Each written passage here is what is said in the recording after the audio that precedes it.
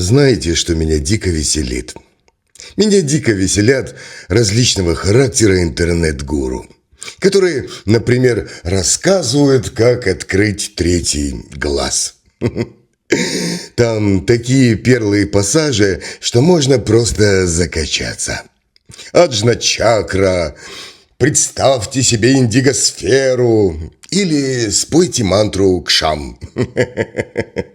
Выполняйте шамбхи мудру. Дышите через межбровья, и ваш третий глаз обязательно откроется. Серьезно. Я слушаю все это, смотрю и думаю: ребят, а вы сами-то все, что рекомендуете-то, пробовали? Или нет? Или вы просто пересказываете друг другу древние сказки? Вам дают в книжках какой-то список из 15 техник. Медитируй на свечу, стучи пальцем по лбу, сиди в темноте, представь между глазами точку света. Караул. И знаете, что происходит на самом деле? Люди честно все это делают, а потом сидят, ждут. И ничего не происходит. Либо легкое давление в голове и различные цветные круги перед глазами. Либо вообще ничего. А гуру в это время говорят: чувак, продолжай практику. На это уходят годы.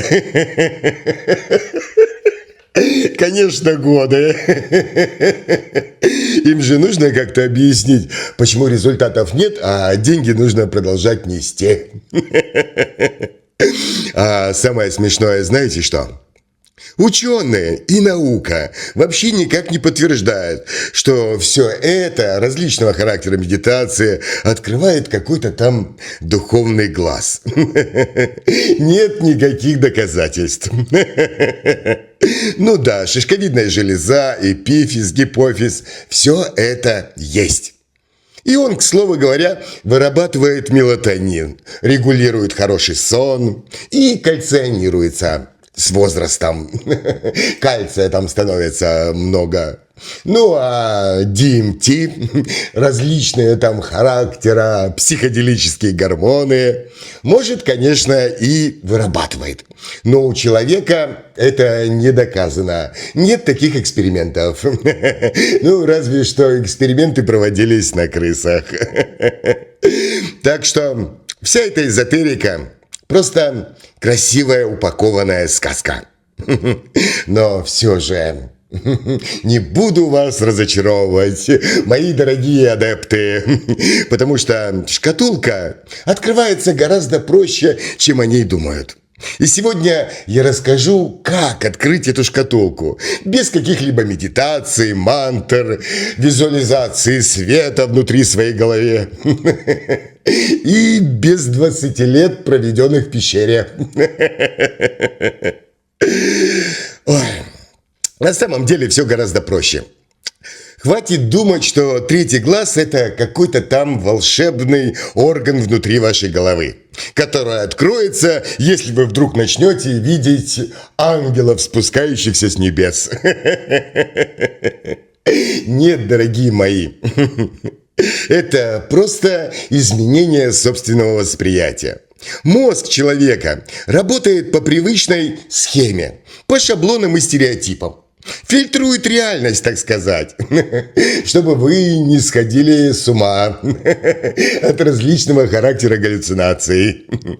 А когда этот фильтр ломается, в сознание вдруг начинает прорываться сырая информация из подсознания или из бессознательного. И именно это и называется ясновидением, телепатией, видением какой-то там ауры.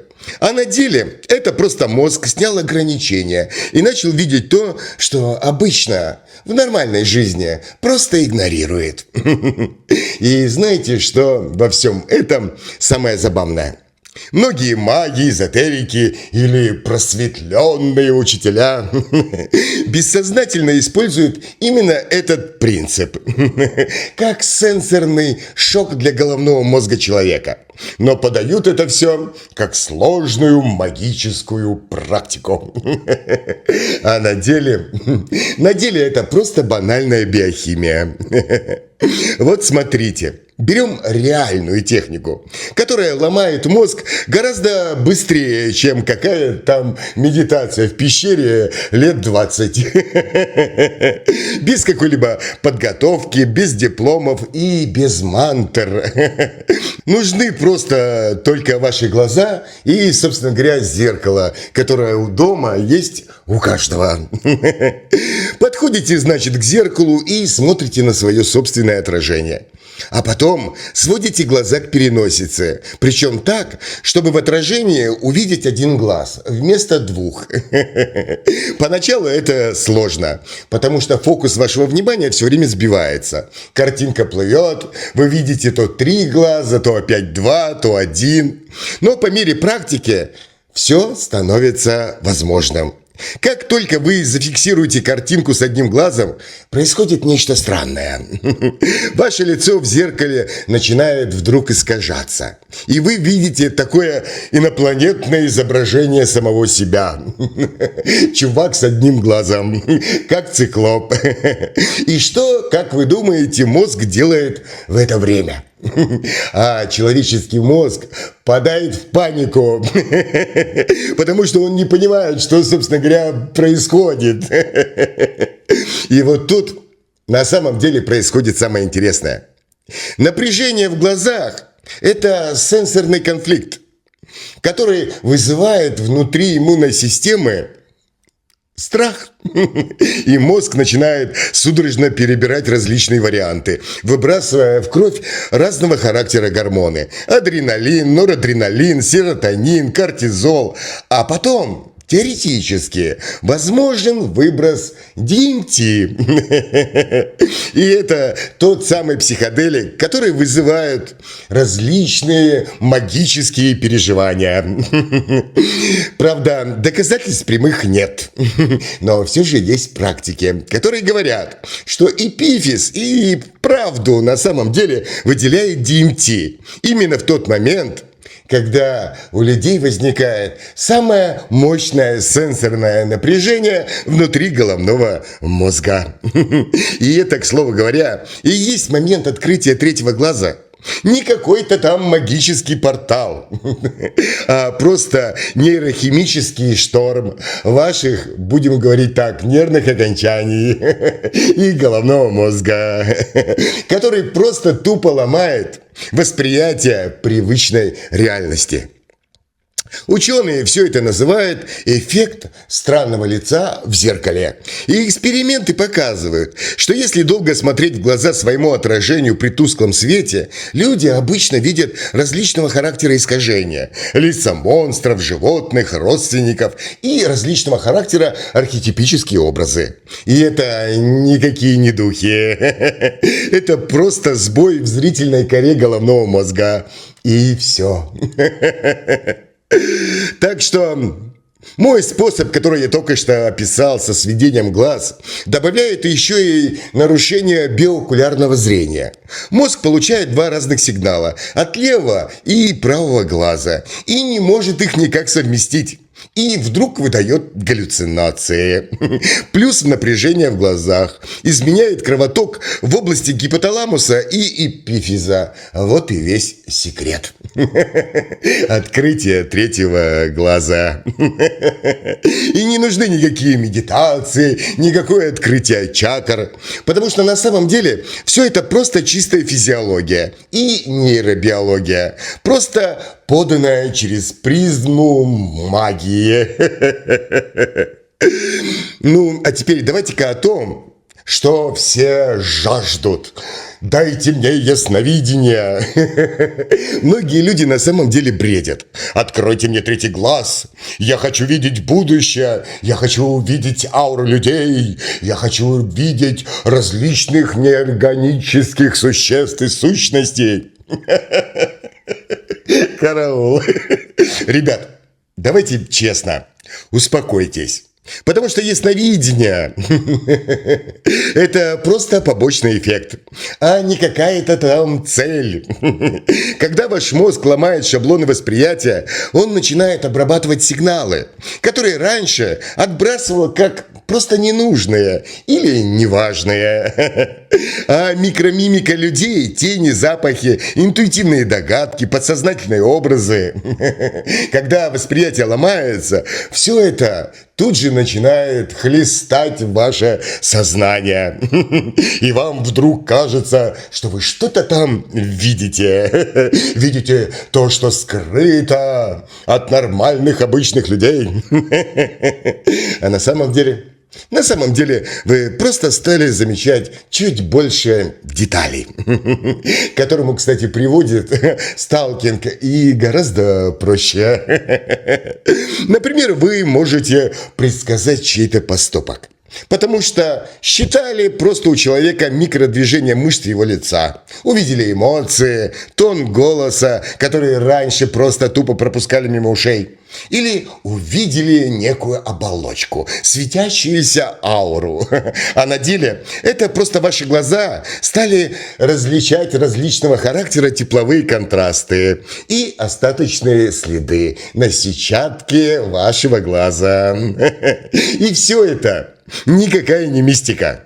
А это просто обостренное чувствительное восприятие, которым, к слову говоря, обладают абсолютно все домашние животные, начиная от кота и заканчивая хомячком.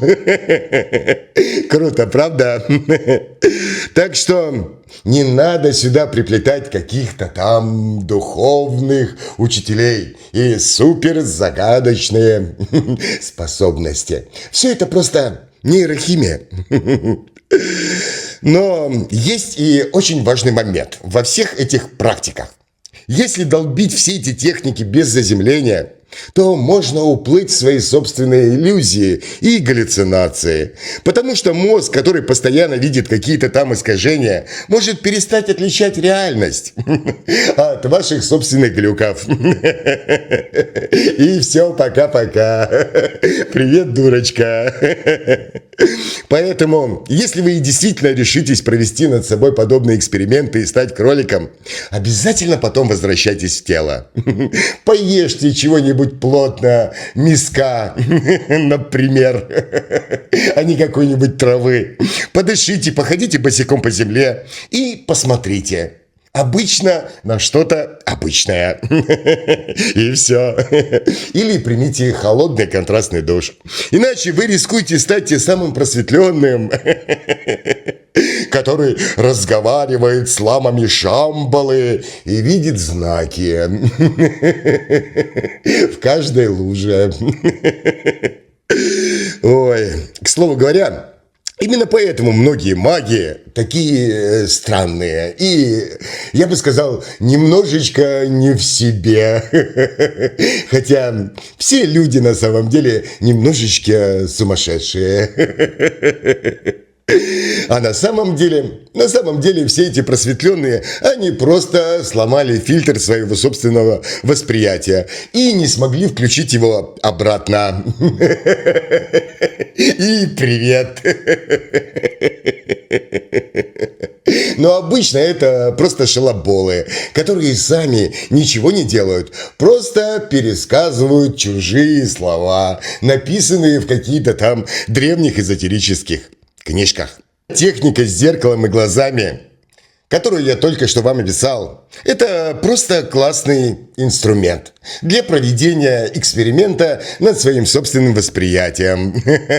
Но есть маленький нюанс. Используйте все это дозированно, если все-таки решитесь попробовать поэкспериментировать. А потом попейте кофейку с утра. Итак, давайте подведем итог. Третий глаз – это не какой-то там духовно-магический орган, а это способность вашего головного мозга обрабатывать просто больше информации. сенсорной информации, ломая привычные фильтры вашего восприятия.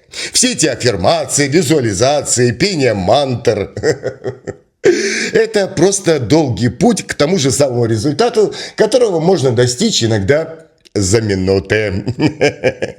Нужно просто подойти к зеркалу, свести глаза и шокировать свой мозг. И получите тот же самый эффект вхождения в измененное состояние сознания. Потому что ясновидение – это не какой-то там дар небес, а это побочка того, что вы начали замечать скрытые сигналы. И не обольщайтесь. Никакие ангелы с небес к вам не спустятся, чтобы рассказать вам про будущее. Просто это ваша собственная интуиция стала чуть точнее. И, к слову говоря, это уже неплохо. Так что, дорогие мои зрители и адепты, прекратите тратить деньги на различные курсы раскрытия третьего глаза. Потому что все, что вам нужно, это просто зеркало, ваши собственные глаза и немного смелости. Но не забывайте про понимание. Потому что магия на самом деле это просто незнакомая наука. Так что пробуйте, экспериментируйте, дорогие мои зрители, но при этом оставайтесь на земле. И помните, если вдруг увидите в зеркале инопланетянина или какого-то там демона, это все еще вы. Это все еще ваше собственное восприятие.